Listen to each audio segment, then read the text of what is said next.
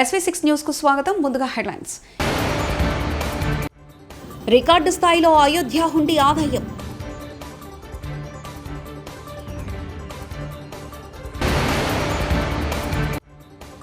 Political ఎంట్రీతో hot comments చేసిన hero Vijay.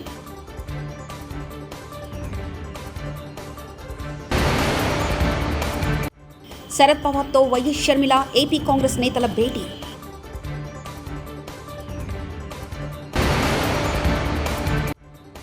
Parliament ఎన్నికల్లో మల్కాజ్గిరిలో ఎగిరేది కాంగ్రెస్ జెండానే బండ్ల గణేష్ వ్యాఖ్య.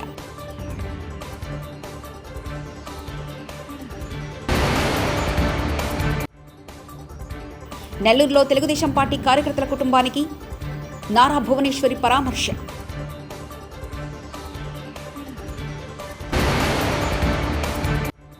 దమ్ముంటే ముందు ప్రజలకిచ్చిన గ్యారెంటీలు అమలు మీద దృష్టి పెట్టండి మాజీ మంత్రి హరీష్ రావు. ఉత్తరప్రదేశ్లోని అయోధ్య రాములవారి గుడికి రికార్డు స్థాయిలో ఆదాయం సమకూరింది. కలియుగ ప్రత్యక్ష దైవం తిరుమల శ్రీ వెంకటేశ్వర స్వామి హుండీ ఆదాయంతో శ్రీరాముడు పోటీ పడుతున్నారని భక్తులు అంటున్నారు. జనవరి 22న ప్రధాని నరేంద్ర మోదీ చేతుల మీదుగా రాములవారి ప్రాణప్రతిష్ఠ జరగగా గడిచిన 10 రోజుల్లో వచ్చిన ఆదాయం రికార్డు నెలకొల్పింది. గత నెల 22 నుంచి ఫిబ్రవరి 1 వరకు 25 లక్షల మంది భక్తులు రామచంద్రుణ్ణి దర్శించుకున్నట్లు అయోధ్య రామ జన్మభూమి ట్రస్ట్ తెలిపింది. ఆలయానికి ఇప్పటి వరకు 11 కోట్లకు పైగా విరాళాలు సమకూరాయని ట్రస్ట్ వెల్లడించింది. పొలిటికల్ ఎంట్రీతో హాట్ కామెంట్స్ చేసిన హీరో విజయ్ లోక్సభ ఎన్నికల్లో పోటీ చేయ ఏ పార్టీకి మద్దతివ్వం, త్వరలోనే పార్టీ అజెండా ప్రకటిస్తామని తెలియజేశారు. తమిళనాడు అవినీతి పాలన కొనసాగుతుందని 2026 అసెంబ్లీ ఎన్నికలే మా టార్గెట్ అని తెలిపారు. ఢిల్లీలోని తన నివాసంలో ఎన్సీపీ అధినేత శరద్ పవార్ను ఏపీ కాంగ్రెస్ అధ్యక్షురాలు వైఎస్ షర్మిల కలిశారు. ఆంధ్రప్రదేశ్కు ప్రత్యేక హోదా అంశాన్ని పార్లమెంట్లో లేవనెత్తాలని కోరుతూ వినతి పత్రాన్ని అందజేశారు. ఆమె వెంట కేవీపీ రఘువీరారెడ్డి, జేడీసీలం తులసిరెడ్డి, మస్తాన్ వలి, సుంకర పద్మశ్రీ తదితరులు ఉన్నారు.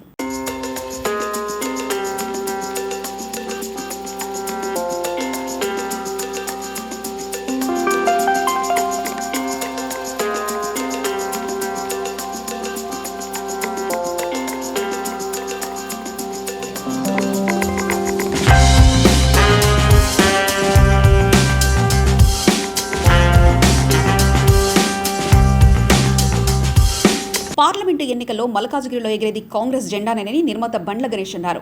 ఆ స్థానం నుంచి ఎంపీగా పోటీ చేసేందుకు ఆయన శుక్రవారం దరఖాస్తు చేశారు. కాంగ్రెస్ పార్టీ తనకు టికెట్ ఇస్తుందని ఆశాభావాన్ని వ్యక్తం చేశారు. పాలనలో అంతా సంతోషంగా ఉన్నారు.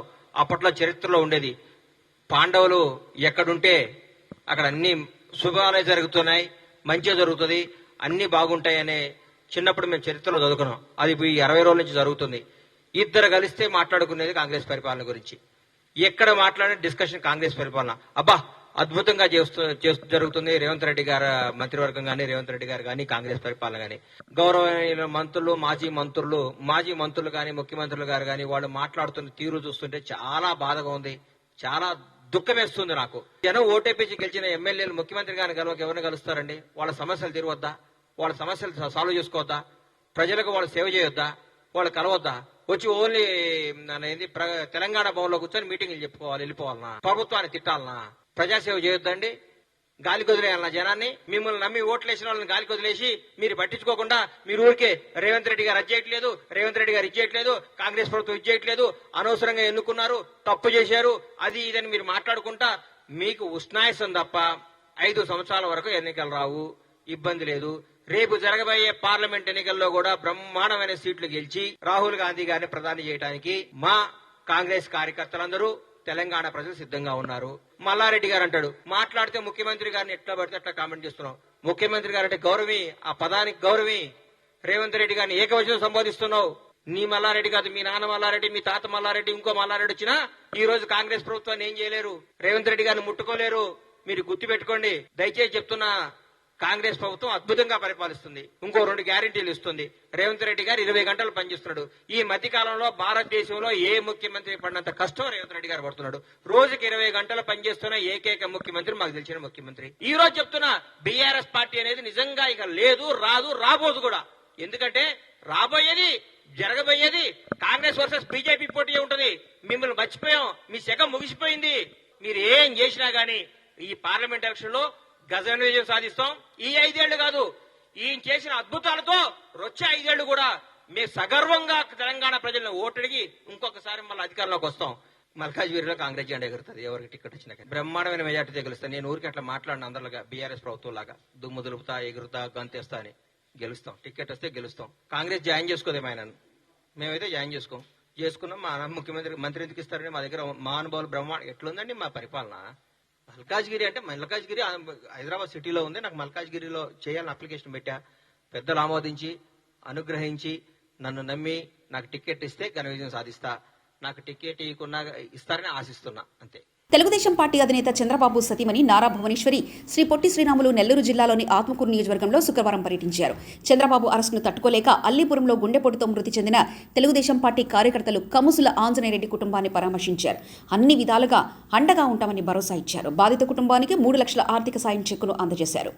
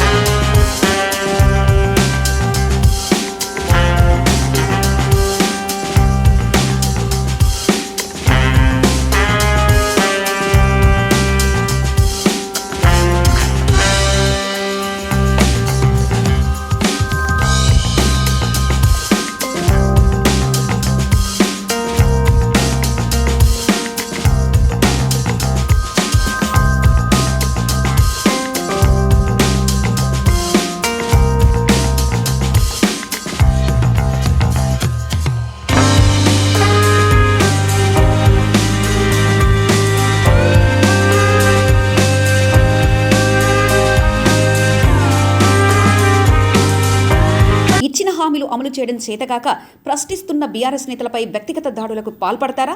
దమ్ముంటే ముందు ప్రజలకిచ్చిన గ్యారెంటీల అమలు మీద దృష్టి పెట్టండి అంటూ మాజీ మంత్రి హరీష్ రావు వ్యాఖ్యానించారు. ఏమైంది మొన్న మా సందీప్ రెడ్డి గారు ఏమడిగినరు?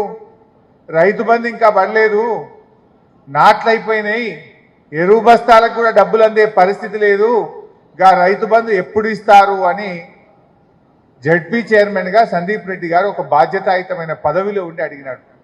ఆయన ఏం మాట్లాడిండు? ఇవాళ ఆయన మాటలు ఎవరన్నా హర్షిస్తారా? పోలీసులను పెట్టి సందీప్ రెడ్డి గారిని పంపించాల్సిన పరిస్థితి అంటే అహంకారం, అధికారం ఉందనేటువంటి అహంకారం వాళ్ళలో కనబడతా ఉంది. ఏం మాట్లాడతాడు వెంకటరెడ్డి గారు? BRS party 39 ముక్కలైందంటాడు. రైతు బంధు అడిగినోడిని చెప్పుతో కొట్టమంటాడు. రైతు బంధు ఎప్పుడు వేస్తారంటే సందీప్ రెడ్డి గారిని జడ్పీ చైర్మన్ అని కూడా చూడకుండా పోలీసులను పెట్టి బయటకు పంపించే ప్రయత్నం చేస్తాడు. అంటే అహంకారం కనబడతా ఉంది. ఈ అహంకారాన్ని ప్రజలు ఎప్పుడు కూడా సహించరు. తప్పకుండా ప్రజలు వారికి తగిన గుణపాఠం చెప్తారు. నిజంగా అసలు వెంకటరెడ్డి గారికి ఇవాళ ఈ జిల్లా మీద ప్రేమ ఉంటే ఆయన కేఆర్ఎంబికి ఇవాళ ప్రాజెక్టులు అప్పగించిన దాని మీద స్పందించాలి. ఇవాళ ఏమైంది? ప్రాజెక్టులన్నీ కూడా కేఆర్ఎంబికి అప్పచెప్తే ఏమవుతుంది? రేపు నల్లగొండ జిల్లాకు త్రాగునీరు రాదు, నల్లగొండ జిల్లాకు సాగునీరు రానటువంటి పరిస్థితి వస్తుంది. నీ ప్రాజెక్టే నీ చేతిలో లేకుండా పోతే, రేపు శ్రీశైలంలో జల విద్యుత్ ఉత్పత్తి జరగకపోతే సాగర్కు నీళ్లు వస్తాయా? సాగర్కు నీళ్లు రాకపోతే నీ ఏఎంఆర్పి ప్రాజెక్ట్ నడుస్తుందా? నీ సాగర్ ఎడమ కాలువకు నీళ్లు వస్తాయా? రేపు మనకు తాగునీరు దొరుకుతుందా? అసలు దాని మీద స్పందిస్తలేరు. 2021లో నిర్ణయం తీసుకున్న బీఆర్ఎస్ ప్రభుత్వం నాడు కేఆర్ఎంబికి ప్రాజెక్టులు అప్పచెప్పలేదు. కానీ మీరు పైకేమో మేము అప్పచెప్పమన్నారు, లోపలనేమో సంతకాలు పెట్టి వస్తున్నారు. ఇవాళ నిన్న కేఆర్ఎంబికి ప్రాజెక్టులు అప్పచెప్పిందంటే ఇది నల్లగొండ జిల్లా ప్రజలకు తీరని ద్రోహం జరుగుతూ ఉంది. ఈరోజు ఆనాడు వెంకటరెడ్డి గారు మంత్రిగా ఉన్నప్పుడు నల్లగొండను ముంచిండ్రు, పులిచింతల గట్టి ఆంధ్రాకు నీళ్లు ఇచ్చే పని చేసింది. ఇవాళ మీరు జిల్లాలో 2 మంత్రులున్నా మళ్ళీ ఇవాళ ప్రాజెక్టులు కేఆర్ఎంబికి అప్పచెప్తే ఈ జిల్లా ప్రజలకు తీవ్రమైనటువంటి నష్టం జరిగేటువంటి పరిస్థితి ఉన్నది. దాని మీద స్పందించండి, ప్రజల ప్రయోజనాలు కాపాడండి. అధికారం ఉంది కదా అని ఇవాళ పోలీసులను వాడుకొని మా కార్యకర్తల మీద కేసులు పెట్టడమో, మా ప్రజాప్రతినిధులను బెదిరించడమో, మా పార్టీ నాయకులను నీ పార్టీలో చేర్చుకోవడం గొప్పతనం కాదు. ప్రజలు అన్ని విషయాలు కూడా గమనిస్తుంటారు. నాడు అన్ని అబద్ధాలే కదా.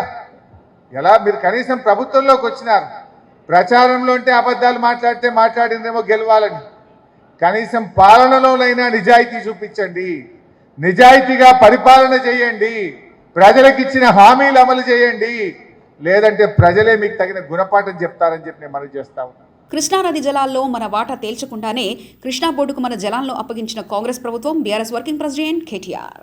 ఈ రెండు జీవనదులే మన తెలంగాణలో రైతుకు ప్రాణాధారం. అట్లాంటి కృష్ణానదిలో ఇప్పటి వరకు గత 10 ఏళ్లలో తెలంగాణ రాష్ట్రం ఏర్పడ్డాక ఆ కృష్ణానదిలో మా వాటా ఎంత, ఉమ్మడి ఆంధ్రప్రదేశ్ నుంచి ఏర్పడ్డ తర్వాత అల్లగైన తర్వాత మా వాటా ఎంత అంటే వాటానేమో తేల్చలేదు. మోడీ గారు 10 ఏళ్లలో కనీసం కృష్ణా జలాల్లో తెలంగాణ హక్కు ఎంత, వాటా ఎంత అని తేల్చే టైం ఆయనకు లేదు. లేకపోగా నిన్న రేవంత్ రెడ్డి గారు ఢిల్లీకి పోయి నిన్న వచ్చింది బయటికి వార్త, కేఆర్ఎంబి అని ఉంటది, కృష్ణా రివర్ మేనేజ్మెంట్ బోర్డు అని. మన వాటా తేల్చకుండానే, మన నీళ్లెంతో లెక్కలు చెప్పకుండానే ఇవాళ కృష్ణా రివర్ మేనేజ్మెంట్ బోర్డుకి ఆ కృష్ణా జలాలను అప్పజెప్పి రేపు ఏ ప్రాజెక్టు కట్టాలన్నా అక్కడికి వెళ్ళి ఒక చుక్క నీరు తీసుకోవాలన్నా ఢిల్లీ ఓన్ చేతిలో మన జుట్టు పెట్టి ఇవాళ ఈ ముఖ్యమంత్రి గారు మన ప్రయోజనాలను, మన రాష్ట్ర ప్రయోజనాలను ఢిల్లీకి తాకట్టు పెట్టి వచ్చినాడు. ఎందుకుండాలే బీఆర్ఎస్, ఎందుకుండాలే గులాబీ జెండా పార్లమెంట్ లో అంటే ఇవాళ మీరు చూస్తున్నారు పార్లమెంట్ లో కేవలం ఒకే ఒక్క పార్టీ మాత్రమే అడుగుతున్నది, ఒకే ఒక్క పార్టీ మాత్రమే కృష్ణా జలాల్లో తెలంగాణ వాటా గురించి కొట్లాడుతున్నది.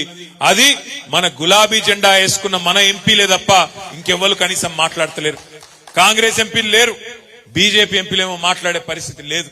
అందుకే ఈ రెండు జాతీయ పార్టీలను నిలదీయాలన్నా, కేంద్రంలో మన హక్కుల కోసం మాట్లాడేటోడు ఉండాలన్నా, అక్కడ నిలదీసేటోడు ఉండాలన్నా, ప్రశ్నించేటోడు ఉండాలన్నా, గల్లా బట్టి అడిగేటోడు ఉండాలన్నా, రాష్ట్రానికి కావాల్సినవి తెచ్చేటోళ్ళు ఉండాలన్నా ఈ గులాబీ జెండా వల్ల అయితే తప్ప కాంగ్రెస్ పార్టీ వల్లనో బీజేపీ వల్లనో కాదు. నంది అవార్డుల స్థానంలో గద్దర్ అవార్డు తీసుకురావడాన్ని తెలంగాణ విద్యార్థి ఉద్యమకారుల వేదిక స్వాగతించింది అని రాష్ట్ర చైర్మన్ కంచర్ల బద్రి అన్నారు. హైదరాబాద్ ఉస్మానియా యూనివర్సిటీలో ఆర్ట్స్ కళాశాల వద్ద తెలంగాణ విద్యార్థి ఉద్యమకారులు సమావేశమయ్యారు. ఈ సందర్భంగా వారు మాట్లాడుతూ సీఎం రేవంత్ రెడ్డి నిర్ణయాన్ని స్వాగతిస్తూ రేవంత్ రెడ్డికి కృతజ్ఞతలు తెలిపారు. కుల మతాలకు అతీతంగా ఒక దళితుడు అంటరానివాడు అని వెలియబడ్డ గద్దర్ పేరు మీద అవార్డును ప్రకటించడం గొప్ప విషయమన్నారు. రేవంత్ రెడ్డి తీసుకున్న నిర్ణయం ఒక చారిత్రాత్మకమైందన్నారు. గత ప్రభుత్వం ఉద్యమకారులను గుర్తించలేదు, కాంగ్రెస్ ప్రభుత్వమైన ఉద్యమకారులను గుర్తించాలని బద్రి కోరారు.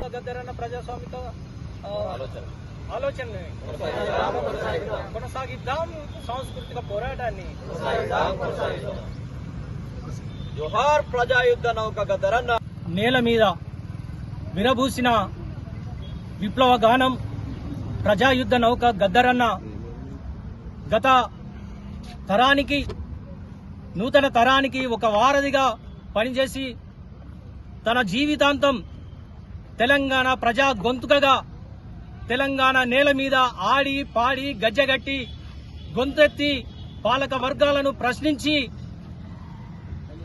తన వెన్నుపూసలో బుల్లెట్లు దిగినప్పటికీ తన ఆట ఆపలేదు, మాట ఆపలేదు, పాట ఆపలేదు.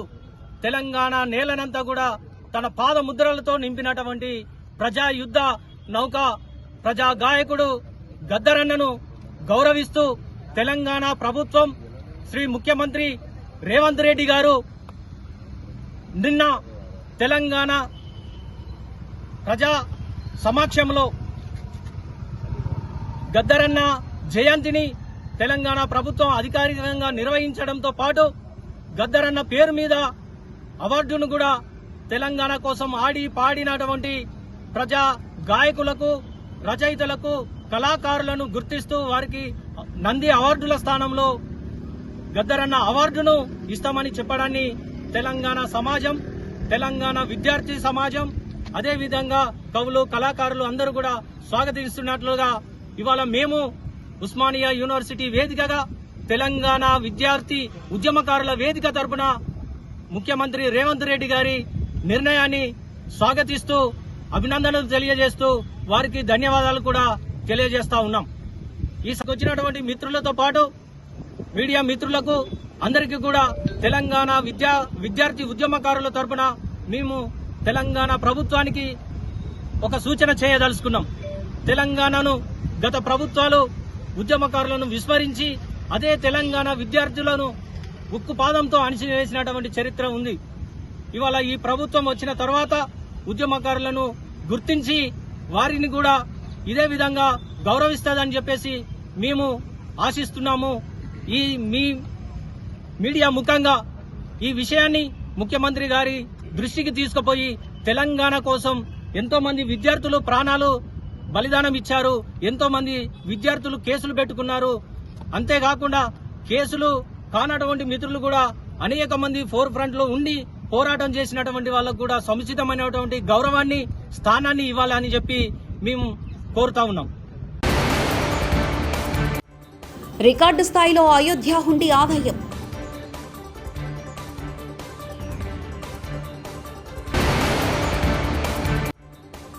పొలిటికల్ ఎంట్రీతో హాట్ కామెంట్స్ చేసిన హీరో విజయ్.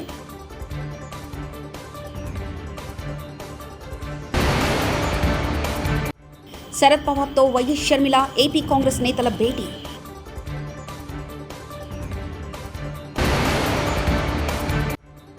పార్లమెంట్ ఎన్నికల్లో మల్కాజ్గిరిలో ఎగిరేది కాంగ్రెస్ జెండానే, బండ్ల గణేష్ వ్యాఖ్య.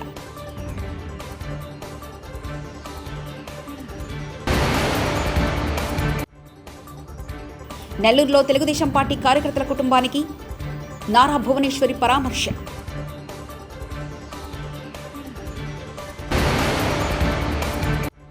దమ్ముంటే ముందు ప్రజలకిచ్చిన గ్యారెంటీలు అమలు మీద దృష్టి పెట్టండి, మాజీ మంత్రి హరీష్ రావు. ఇవి బులెటిన్ విశేషాలు. చూస్తూనే ఉండండి SV6 న్యూస్.